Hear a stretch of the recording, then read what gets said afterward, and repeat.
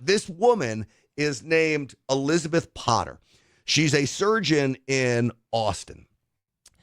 She's been critical of the insurance companies for some of the things that they've done. She originally told a story about a woman who was ready to needed a hip replacement. I may have her talking about this. And insurance company denied her 3 months before she would go on Medicare. Obviously, in my opinion, insurance company wants to do that because they want Medicare to pay. Let me play this clip from her that I pulled, and then we'll talk about what's happened to her since here. Hey guys, it's Dr. Potter. So I sat down this morning outside the operating room looking at my scans, getting ready for a deep flap, and an orthopedic surgeon came up and sat next to me and said, "You're not going to believe what United did." He said he had a patient who really needed a hip replacement, and she'd been waiting 6 months to see him. He saw her, and she's a good candidate. We need to do the surgery, submit it to United, and they denied the case. And they denied it, saying that when he submitted his documentation, that he didn't include the radiographic findings in the actual body of the note. But he sent everything. Like, he sent all the studies. It was all super clear that she needed it, but based on this technicality, they said, nah, we're not going to approve it. And then they said, we need to go through the whole appeal process and do it again. So he's like, yeah, so I'm going to do this again, and it's going to take a couple months.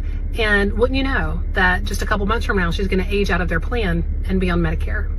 It makes you wonder, doesn't it? All right, United Healthcare gets very upset with her. They start sending her cease and desist letters. Does this story sound familiar?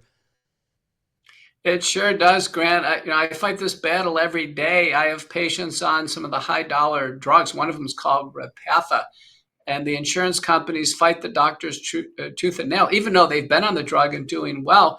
And the reason why doctors don't speak out, and she's showing a lot of courage. She does it with a big smile as well. Is the reason why doctors don't speak out is most doctors have contracts with insurance companies. And so, for fear of having United or Aetna or Blue Cross drop the contract. Doc. And so, the insurance companies have the doctors over a barrel because they have, contracts.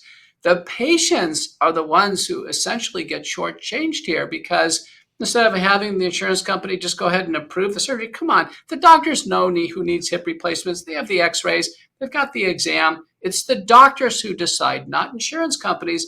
And instead, this patient is made miserable. Now we'll have to go on to Medicare. Medicare probably will not have as good a coverage as the commercial insurance.